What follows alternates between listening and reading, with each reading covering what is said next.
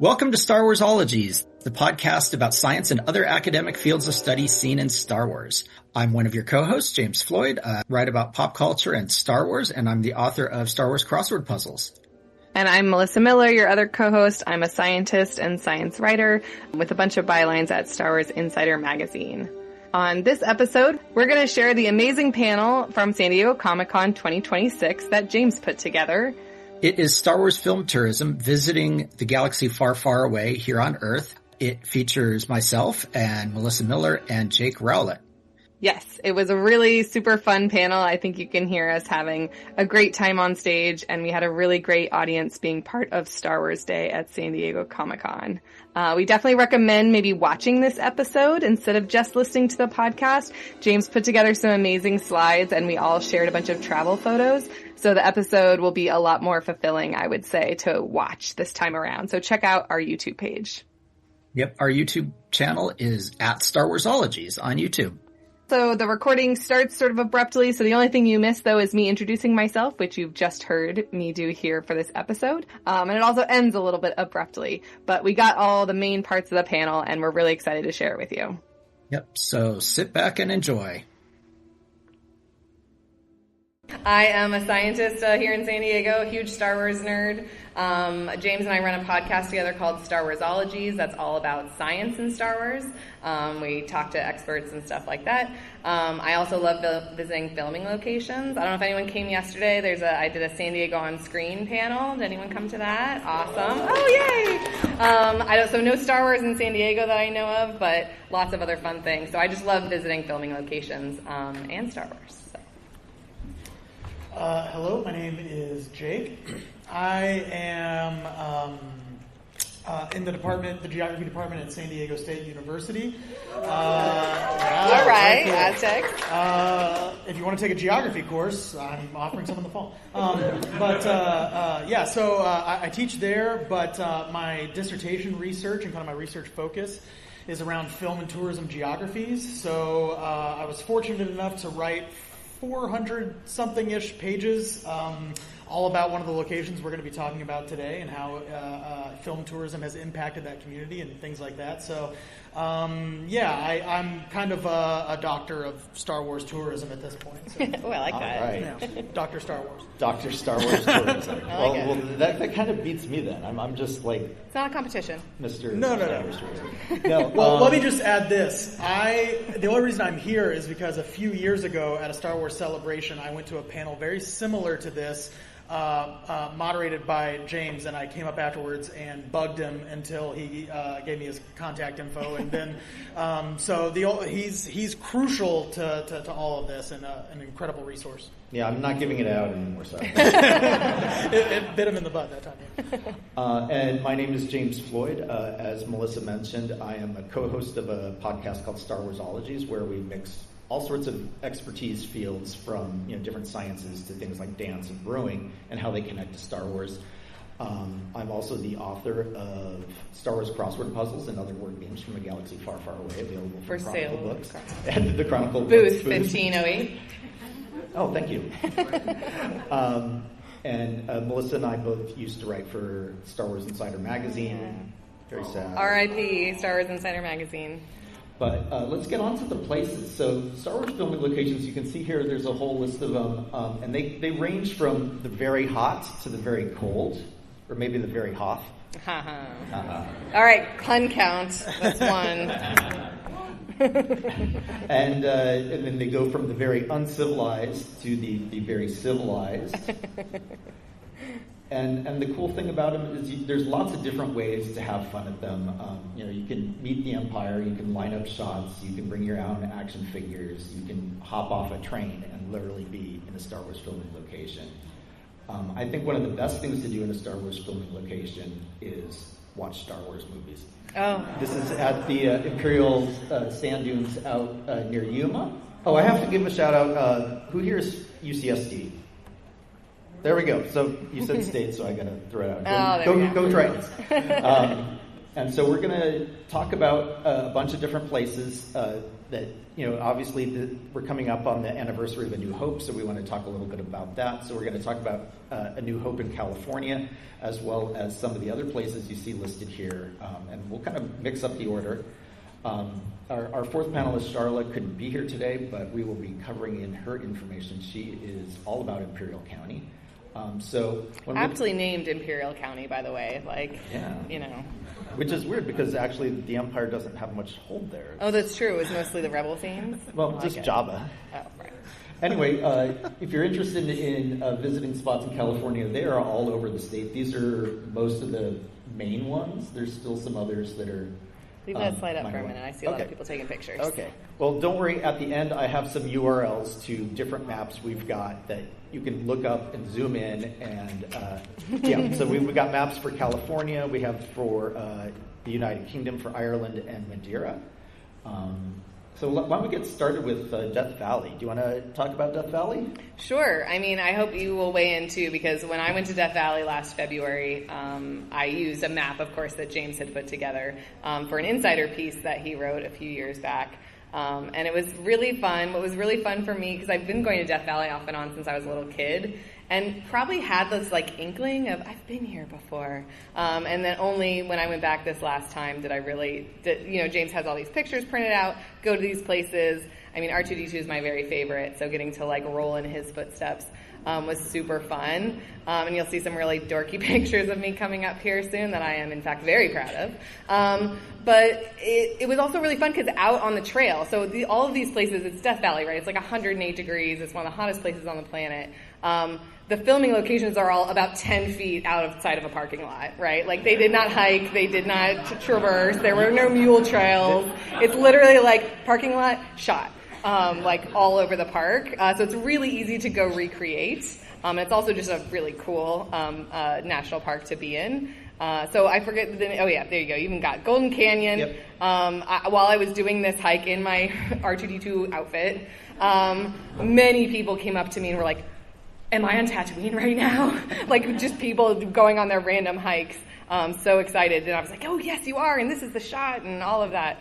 So, yeah. Yeah, one of the things I found I like to do is actually get photographic prints made from the film site. There's some great screen capture sites where you can get good prints or to take and then have them printed out on paper, because sometimes you might want to use your phone or something. There's glare, there's battery problems. There's no reception in this part of Death Valley, so don't rely on the internet.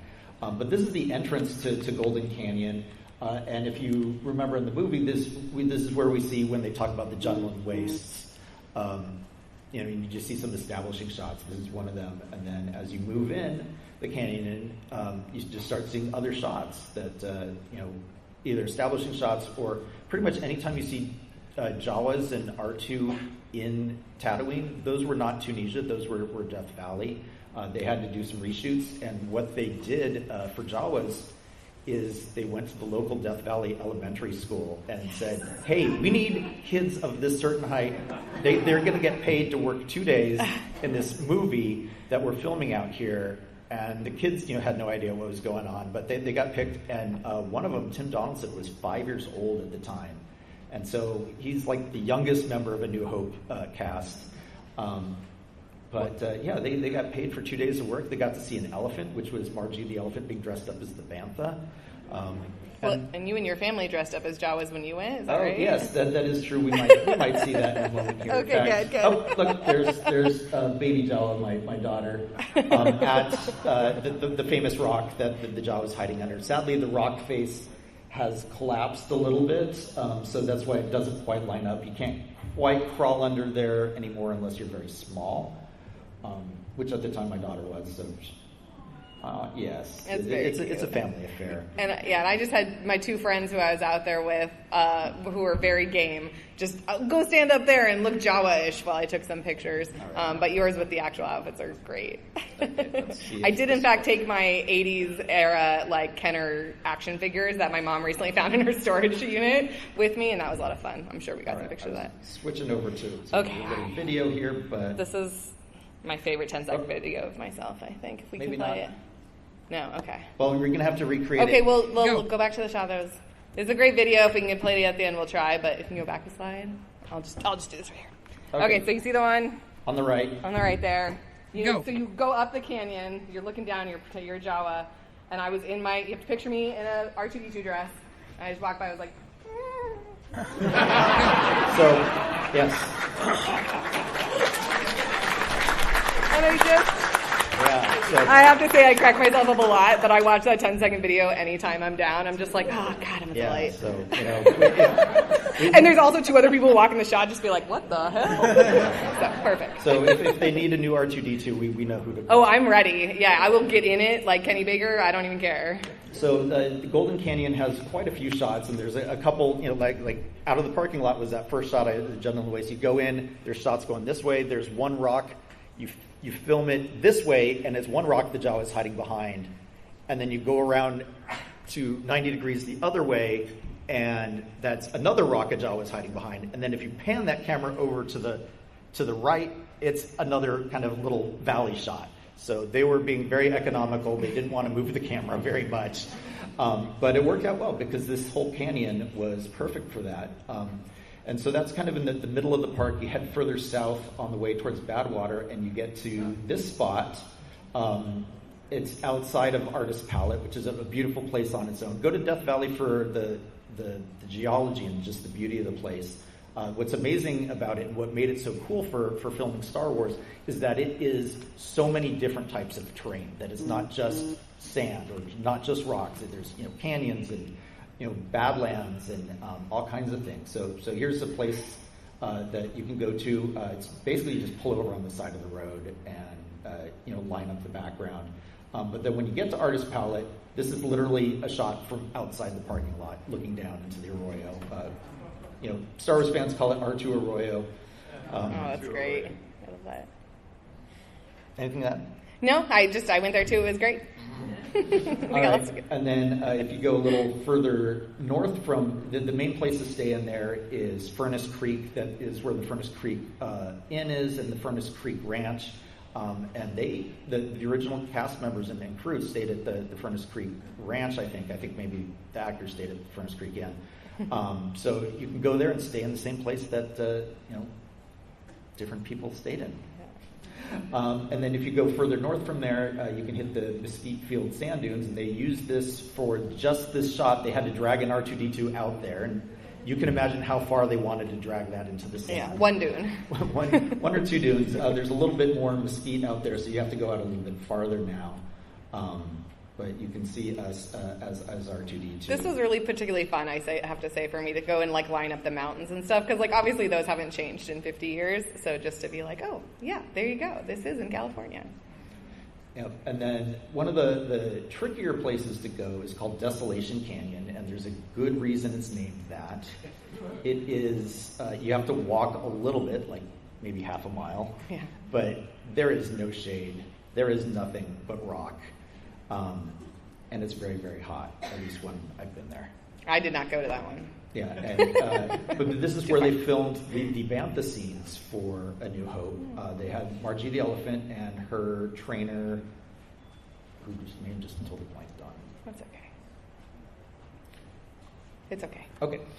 Anyway, they built it out. They brought him out there, and the trainer plays the Tusken Raider, and you can get to the spot where you see the Tusken Raider running and jumps on the bantha. You can see it where the bantha is in the background. And I scoured as best I could to actually find the scene or the shot of the background for when Luke sees 2 banthas in there. That is the same elephant doubled. They only had 1 elephant to use. Not a big budget. But yeah, finding that spot, after several decades of erosion and flash floods in that thing, this is the best I could get lining up. Especially since you can't really see much in the original film. That there's like a couple shadows for vertical lines, and that's about it. But A New Hope is not the only movie of Star Wars to be filmed in Death Valley. We also have The Road to Jabba's Palace in 20 Mule Team Canyon. Yeah, and again, like 10 feet from it's actually on the dirt road of this area. And yes, my very game friend being like, which one of C-3PO's arms are like this? And yeah, we had a lot of fun lining this up. And I mean, it's really fun. I mean, Return of the Jedi is my favorite. So to just picture Jabba's palace just sort of like off the side there was pretty fun. Yeah, there's no actual palace. Yeah, no actual palace. No giant frogs burping or anything like that, sadly. But also for the deleted scenes of Return of the Jedi where you see Luke in a cave putting together the lightsaber with the droids outside, that is a cave in that canyon. Good luck finding it. Yeah. And then probably one of the best ones, most memorable shots is the view of Mos Eisley. It's from a spot called Dante's View. It's actually rather cool up there. It's like 5,000 feet higher than Badwater, which is right below it, which is the lowest spot in North America at like negative 210, 212 feet below sea level. So that's why we're bundled up there. That's me and Mrs. Jawa and little Jawa. And then they used it some more. Not just A New Hope and Return of the Jedi. They went back for The Mandalorian. This is a place called Zabriskie Point. It is, they use it for an establishing shot at the bottom when you see the Razor Crest fly onto Araval 7. They just have this as a plate photography. It's actually a whole panoramic shot. You can't just get this in a straight line. But they took what you see at the top and just stretched out the contours a bit to make it a little more vertical. But there's a beautiful view from the Badlands, and I'd recommend it if you go there, catch it at sunset. It's a really nice view. So here's a quick map of the places just in Death Valley, and then you want to talk about the land speeder? Oh, no, that was just me having fun because I brought all my toys to Death Valley. Yeah. I went out to the racetrack, which if you ever heard about, it's this like really just cool spot. And I was like, it's not where they filmed the land speeder part, but Wait, this is at the racetrack where the rocks move? Yeah, where the rocks move. Yeah, oh, wow. Exactly. So I was out there, but I had to like look it up. It's like, oh yeah, R2-D2 is like on the back. C-3PO is holding him because it's only a 2-seater thing. So I tried to line up which made me really wonder is like, how do they not fall off when that thing starts and stops? Yeah, it's got to be ratcheted down or something. I mean, if you have the Kenner figures, you did the peg in the back of the seat. But all right, we're going to switch gears here, get out of California. We're going to go to the UK. As you can see, pretty much up and down the entire country, mostly around London, because that's where the studios are. And again, they don't want to go very far. But they've been in pretty much all the movies from Phantom Menace on and a lot of the shows, because some of the shows are just filmed in the UK, and so there's tons and tons of planets that are in the UK, and some of them are right next to each other practically. One of the easiest ones to do is in London. Yeah, I don't remember that here, you've got it all on here. I don't need to remember. Perfect. We were there for Celebration London in 2023. Anyone else there? Yeah, okay. But it was definitely a thing where James and I had this in the next slide. We were just like, let's take half a day and pick up a couple. So this is just the tube station. That's really kind of fun to actually go back and see how much of it they had to cover. Because I didn't see that in Rogue One when I saw it the first time. But it's very clearly, London Underground. This is the Scarif base that Jin and Cassian and K2SO go through. They filmed all of those in one night. That they only had one night from when the last train went through before the train started in the morning to turn it into a set, film it, and pack it up and get out. And so they were ready as soon as that last train was. They just wheeled in all their stuff, and they had at least everything taken down by the morning train. So and then if you go outside from Canary Wharf Tube Station, up top in the Canary Wharf area is the ISB headquarters from Andor. As you can see, the background, the building in the back changes. It's no longer Canada Place. It's now this really cool brutalist structure. But if you're looking to ambush ISB officers going in, you can be under this cool bridge and little fountain set. I know, some of the things are painted like a rainbow, and the skywalk there, you go inside it, it is really trippy. It's really cool. I definitely recommend. And then not too far away, probably, I don't know, maybe half an hour away on the tube, we get to Barbican Center, which again is Andor. Yeah, this was. You see that selfie of James? I'm a couple feet in front of him, but yeah, this was a lot of fun because this is like a mixed use area where people live, and there are shops, and there's a movie theater and bookstores and things like that. And people are just around, working on their laptops and stuff. And here we are on our phones and with pictures and stuff, trying to line up our shots.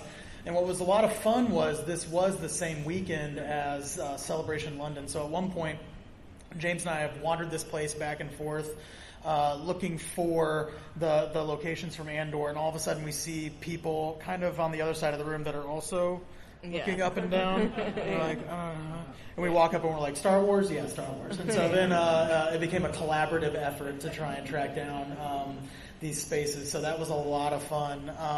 And it was, we also had, a few people who were just kind of like leaving their apartments, but just being like, what are you doing? And we were like, hey, how's it going? Hey, you guys live on Coruscant. Yeah, exactly. Yeah. The Barbican Center is semi-open because we got in okay, but I think sometimes they don't allow, like, you have to go find one of the public entrances for it, like go through where the movie theater is and stuff.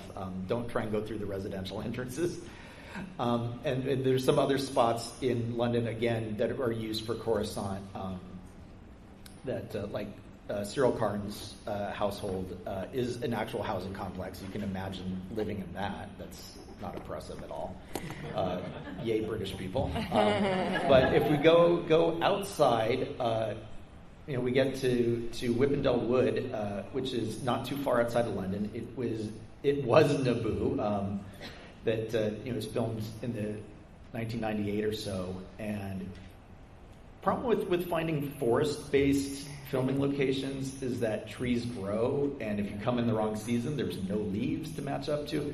So this was a lot of me guessing the best location based on where I'd gotten information before. And so there's some that worked really well. This one was a little bit tougher to find because trees fall down, new ones grow. And so it's like you look for the trees do they have a weird bend? Do they have a weird mark on it, like a spot where a branch fell off? Sometimes you get really lucky. This is across the street from Whippendale Wood. It's where the Naboo speeder was. It is a golf course now. You can, there's a fence between it and the road, but if you walk further down the road, the fence disappears and then you can come onto the property. I'm not encouraging any of that.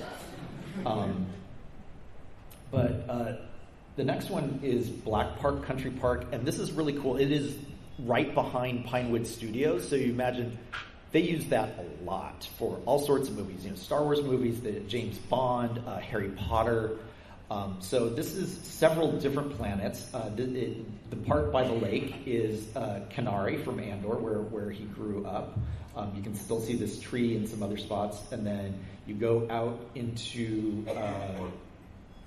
another part of the forest, and it's Agent Kloss from Rise of Skywalker. The main thing there is that stump helps tie it all together. I was moving in this area actually looking for a different spot. I thought I was in the area that used to be Mustafar, but then I saw the stump and I was like, oh wait, I'm in the wrong place. No, I'm in the right place for Agent Kloss.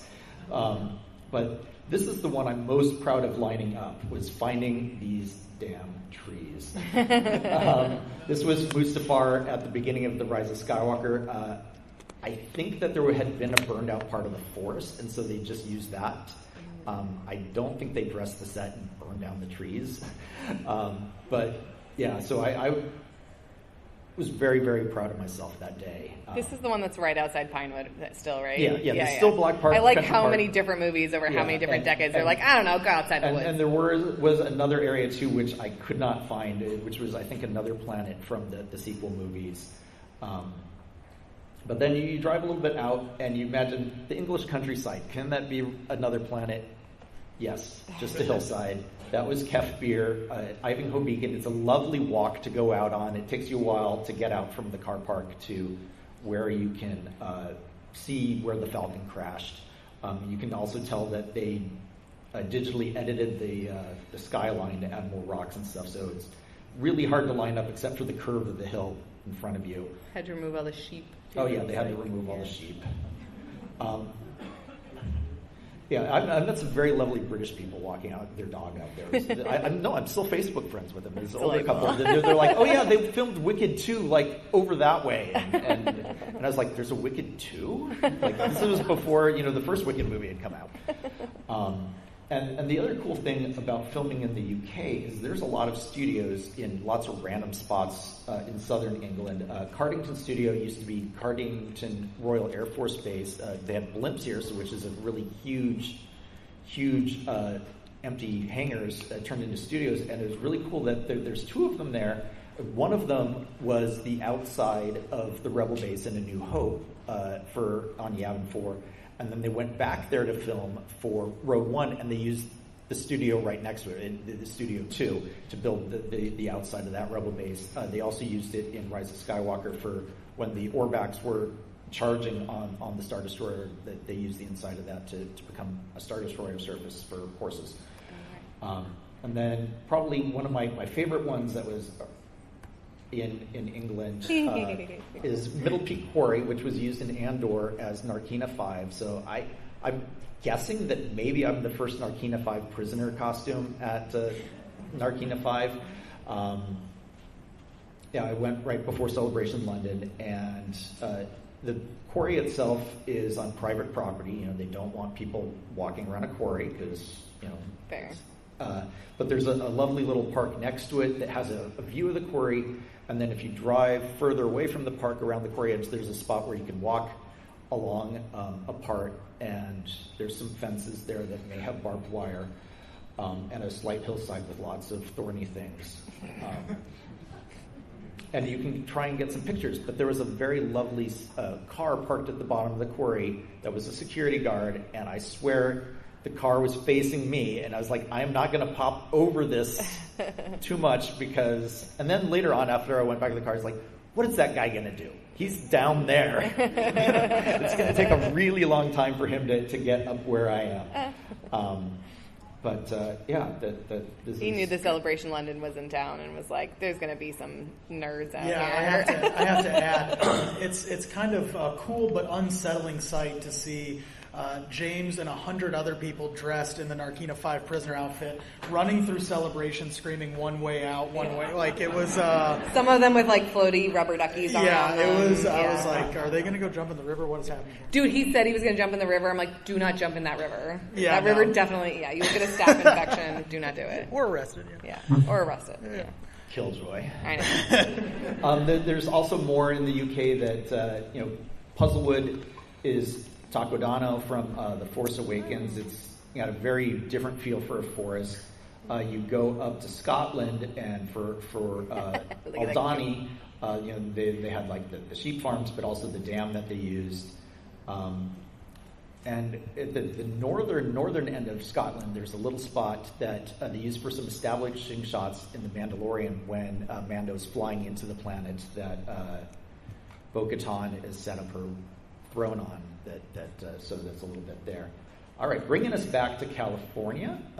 Who here knows where Imperial County is? Hey. All right, so it's just east of San Diego. The next one over. Yeah, and the main thing that they filmed there was Jabba's sail barge scene. Oftentimes you hear about it in this stuff as the Yuma shoot. They stayed in Yuma, Arizona, because that's the closest town to where Buttercup Valley is in the Imperial Sand Dunes National Recreation Area, State Recreation Area. At any rate, they got permission to build what at the time was one of the largest sets built outside for the sail barge. And the Sarlacc pit was built up on a stage, so it wasn't a hole in the ground, it was a hole above the ground that they could drop stuff into. And you can still go out there. They do have special days out there, like desert days, where the Rangers are out there, but also Star Wars groups are out there. It's a lot of fun. It's in this late winter, like February. I was about to say they would probably love to do it on May the 4th, but it would be way too hot. So at least the year we went, it was February. So it was great. They had like rangers out there. You could like identify different tracks. You like dig for kyber crystals. It was a whole thing. And then the 501st I think was out there, and it was really great. Yeah, and they don't do the desert day every year, but they try and have it every other year or so. and they highlight some of the other things filmed there. Stargate was also filmed there. They went back to the Imperial Sand Dunes for A New Hope Special Edition. When you see the new dewback with more sand troopers, those were some Marines borrowed from the local military base in stormtrooper armor. And then elsewhere in Imperial County, they filmed Obi-Wan Kenobi out near Glamis, still in the Imperial Sand Dunes, but at the north end.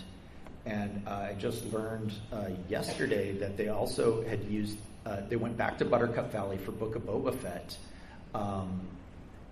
to film the exact same dunes. When Boba Fett comes out of the Sarlacc pit, those establishing shots of those dunes, they match because that is the same place.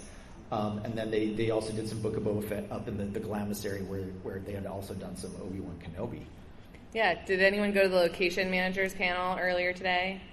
Okay, that was a great one. Our Scott, who's the location manager, we sort of like all connected about this, and he was the one who gave us some of this information. So next year we're going to have to do, or at Star Wars Celebration this year, we're going to have to do a big panel about all these new things we've learned about.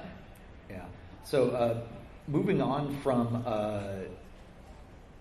California, we're going to go to Madeira. Here's just a basic, where is Madeira? It's part of Portugal. And it is off the coast of Morocco. It's not the Azores, it's not the Canaries. But it is really cool. It's like going to a tropical paradise island, but with cute little European towns on it. So you have nice old walkable streets with little doors and stuff, but there's also like banana trees. And this was the first major film production that happened in Madeira. Like, it had been used for like local films, but this is the first time something of like Disney caliber was filmed there. They had to boat over tons and tons of equipment that that simply didn't exist. They didn't have enough trucks to rent on the island to rent so many. And so it serves as 4 planets in the Acolyte. Who here saw the Acolyte? Woo! So there's some really, really great spots, and they picked this because there's such density of places that they can use. So in the northwest coast, we have the unknown planet that May goes to, and so this is at Ribeira da Janela. My Portuguese is not great, but there really is a cave you can walk through. It's a tunnel that leads to the beach. You walk right through it, and then there's that rock spire right there. That's cool. So it's beautiful, picturesque, that tons of people go there because it's just so beautiful. You can go out on the rocky beach there and line up other shots. And then who remembers shirtless Manny Jacinto? All right. I do. Who wants to see shirtless James Floyd?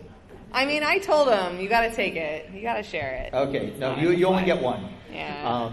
But this is at Puerto Moniz. There's these pools, which are right next to the ocean, but they're a little bit above, and so they don't get the waves. They're nice and still and warm because they're shallower and stuff. So you can go swimming in it. It is basically public pools with natural rock formations. So cool. I went swimming in it, and it was marvelous. Even though I went in December, it was warm.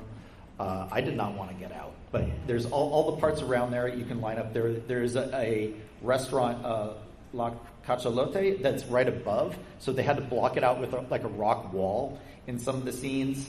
But the Cachalote restaurant is good for, it has a place where you can change. Otherwise, you can just go hide behind some rocks and change. But it is really, really beautiful, really cool. So I strongly recommend Madeira as a travel site if you want to, go to Hawaii, but you're tired of Hawaii and you want some Europe. Madeira is perfect for that. And then you continue along the northern coast, and there's other parts of the northern coast which are the unknown planet. There's other rocky pools that you can go to, and this is right above one of the rocky pools, a different spot, and then the spot where Osha meets the Khmer is if you just take this, turn this way, and then it's the spot that he's coming down. And then we're moving to the planet Kofar, which is where Kelbaka lived, and there was kind of a race to see who could get to him first. This is the Jedi landing site. As you can see, it was very, very misty the day I went. It ended up being really rainy. My driver decided, you're crazy, I'm going to go back to the car. As you can see, I'm wearing my 10 euro rain jacket that I got, which was much better than my 10 euro rain poncho that I got somewhere else. But the landing site is there. There's like cows wandering around. There's a really cool forest with really gnarled trees that is right there too. So it's worth seeing just for the beauty. Lots of people just go for the beauty, but then you can also walk around, line up shots where Jord and everyone else are. Probably the most challenging spot to reach in Madeira. He put up the 15-minute thing. Oh my God, we're at 15 minutes. Okay, well, let's just skip ahead. Yeah. Okay, Olega is this spot in Madeira. And then if you go to the east end of Madeira, there is the establishing view of Ponte de San Lorenzo, which is Ueda. And let's talk about Northern California. Woo! That's all you. Well, yeah. I had kind of an interesting. I was up in NorCal for a conference, and so I reached out to James, and I was like, I need maps. I need help here. What are we going to do for the Redwoods? And he provided some great resources. So I went down and started tracking some stuff because, of course, up in the Redwoods is where a lot of indoor took place, right? And well, I mean, you took these pictures if you want them. Not all of them. Okay, yeah. Well, there is one spot called Cheatham Grove, which is where it's kind of like we were talking about, where right out of the parking lot, you know, you can just walk a couple steps and you're there to where a lot of the indoor stuff was shot. And so I went and set out to go find that spot. And what ended up happening was it was closed for the season. So I wanted to include this image because even when you do all the research and you do everything in advance and you're like, I think I'm going to find the spot and line it up and it's going to be great, you should still check the actual official website of the Park Service to make sure that. And it had I went and found a park ranger, and they were like, "Oh yeah, it closed like 3 days ago for the season." And I was just like, "Oh, what can you do?" So I know it was pretty rough. But yeah, up in Humboldt County in the Redwood State Park, on the Avenue of the Giants. So this is kind of like, has anybody ever driven? Yeah. So.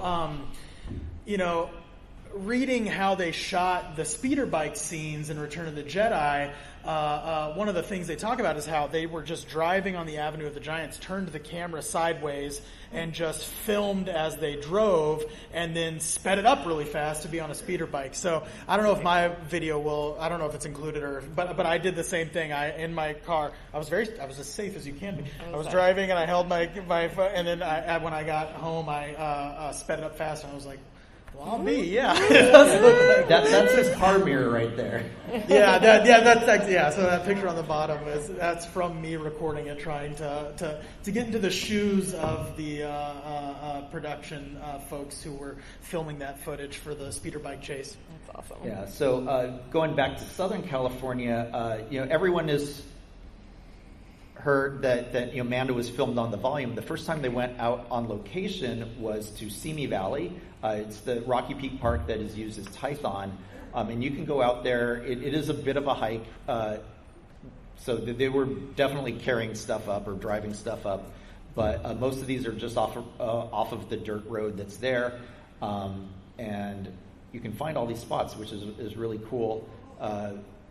We went up with some other folks, and you can find like the landing spot of the Razor Crest where all the stormtroopers are running up the hill. So it is fun, and again, it's Simi Valley though, but you know what I'm talking about. No, so if you are interested in looking at the maps, that there's the tiny URL, or you can just I'll have a slide that has all the URLs at the very end, but if you want to get that one. All right. Okay. I'm moving it. There it is. Going back to the old world, Ireland was used for The Last Jedi and The Force Awakens. Who remembers the island at the end of Force Awakens that Luke is on, Skellig Michael? But they actually filmed from the northernmost tip of Ireland all the way to the southernmost tip of Ireland and the westernmost tip of Ireland for The Last Jedi, because you couldn't just film the whole thing on Skellig Michael. They want to build sets, they want to park the Falcon, all that kind of stuff. So I don't know, to talk about Skellig Michael for us. Yeah, so this is what the kind of base of my dissertation research was about, was Skellig Michael and the kind of local tourism community there, because this is southwestern Ireland, in County Kerry is still kind of a very rural part of the country, and so it came as quite a shock to a lot of the folks there when they found out they were going to have a Star Wars movie shooting there. A lot of folks went, "What's Star Wars?"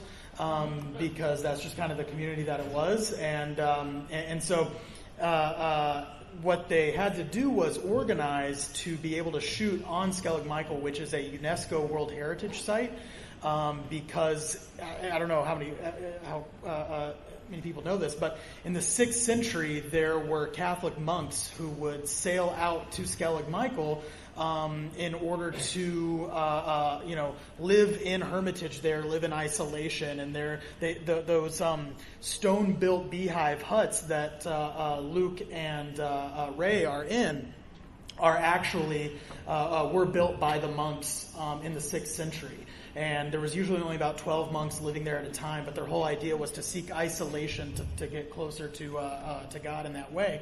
And so a lot of that kind of translated into some of the choices that they made for Luke Skywalker, that kind of idea of hermitage and living alone in isolation and all of that. But those huts, not the one that Rey breaks, they had to build that one later, but those huts you see, especially in The Force Awakens, in that last sequence, was all built there. And one of the interesting stories that you can talk to is that for The Force Awakens, there's only one B&B in town, and it's got a pub down on the bottom. And apparently Mark Hamill loved getting to stay there because he could go down and get a pint of Guinness at the bar there, and no one recognized him, no one bugged him, no one knew him, so he was pretty happy with that. I had a boat driver there tell me, he's like, if George Lucas stepped foot on this boat, I wouldn't know him from your mother. And I was like, well, I don't think George Lucas is coming, first of all. And second of all, you know the name George Lucas, there's something there. But yeah, it's a really wonderful community called Port McGee. And it's the only place where you can get on a boat to go out to Skellig Michael. So to go back to that theme of doing your research in advance, because the water is so choppy to get from Port McGee to Skellig Michael, the season that you can actually land on the island is only about mid-May to mid-August. And even then, it depends on the weather that day. I was very fortunate. I tried 3 times, and on the 3rd time, I got on the island, which was absolutely wonderful. But it is something, and you just gotta have to take it in stride. If you get a call that morning that your boat's not going out, you just kind of say, well, all right, thank you anyway. But there's still tons of wonderful things to do in the community. They have a Skellig museum you can go visit and kind of learn about the monks and everything. And every May the 4th, they now have a May the 4th Sci-Fi Film Festival. That's a lot of fun. It is very much that kind of local Irish flavor in this really cool sci-fi film festival. You never know who you're going to run into. I had a bad meeting there with Chrysanthemum, and he was about to squash my head there. And for the May the 4th Sci-Fi Film Festival, just for that time only, they changed the name from Port McGee to Porg McGee, which is a lot of fun. I'm going to need to go. Yeah, and also that's the best part about going out in the summer too, is you will see puffins. It is a guarantee you will see puffins. Stay on the path, don't bug them, but you will see them. So it's really great. And I had a lot of fun lining up my shots there. The one that you might have seen earlier, next one, or the one next to the huts. That's the only one I did accidentally.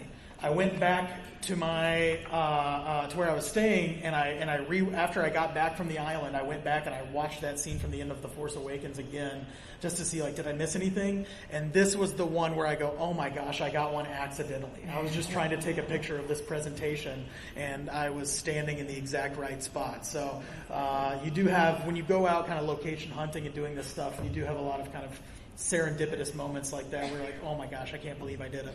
Yeah, when I was in Spain on a tour with my wife and her family, we went to Seville, And the bus just pulled over and said, hey, we're going to take a 5-minute stop here at Plaza de España. And we're like, is this a bathroom break or what? And we got out and we go inside, and it turns out to be the landing spot of Naboo from Attack of the Clones. It's, where you see it in the movie is a big round thing, and they land in the middle.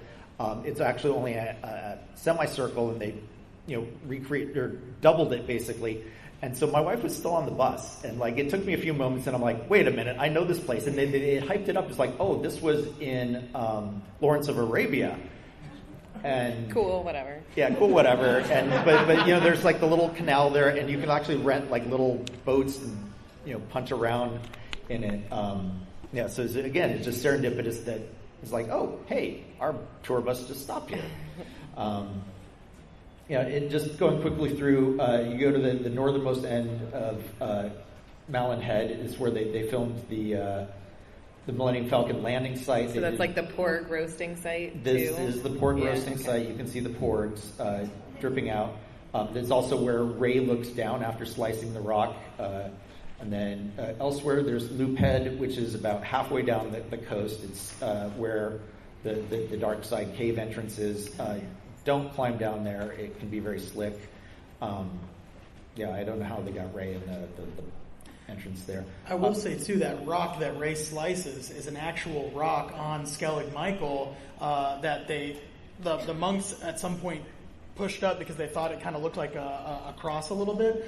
And what they did for the movie was they 3D scanned it and created a recreation of that rock so that they could slice it in half. So I spoke to some people in the community that were like, we were watching it and all of a sudden she cuts it in half, and we were like, they didn't actually do that, right? Like some sacred rock. But it was a very interesting. They wanted to 3D scan it and pull it into the movie, and that's just based off of Rian Johnson or whoever walking around the island and being like, that would be great for the movie. That's cool. All right, since it is time, here we can briefly see some other parts of Ireland, and then too brief. We have a little too brief. And we have a Facebook group for people who like to talk about this stuff. There's other good Facebook groups too. If you're looking for the maps, this is the slide to take the pictures of.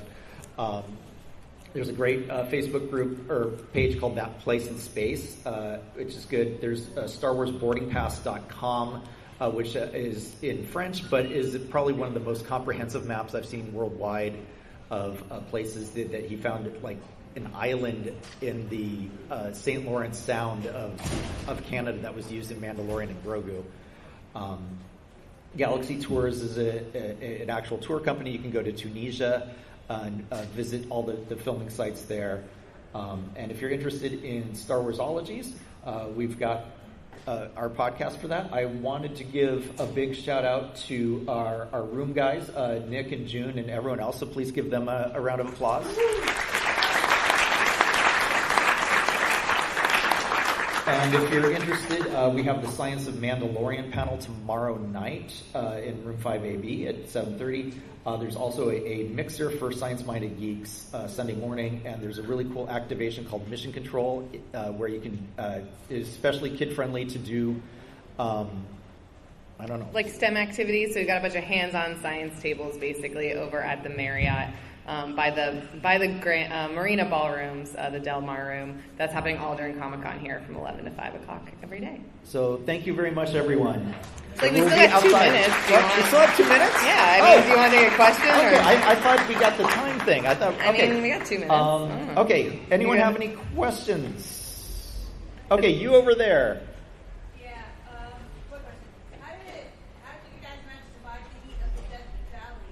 Oh, good question. I went in February. Yeah. So it was like 72 degrees.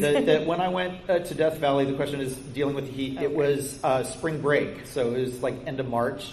But sometimes if you go in February, it can be really cold. They have floods that happen there because, it's so dry that when the rain comes, it all just swoops down the canyons really fast and it can wash out roads. So yeah, I was going to say when we were doing the desert part, be very careful. And we didn't really get into this, but obviously respectful of the lands and stuff like that, but also of yourself, right? In Death Valley, all those locations are relatively close. But yeah, it's no joke out there. Yeah. Okay, we have one question way back over there. Yes, young man.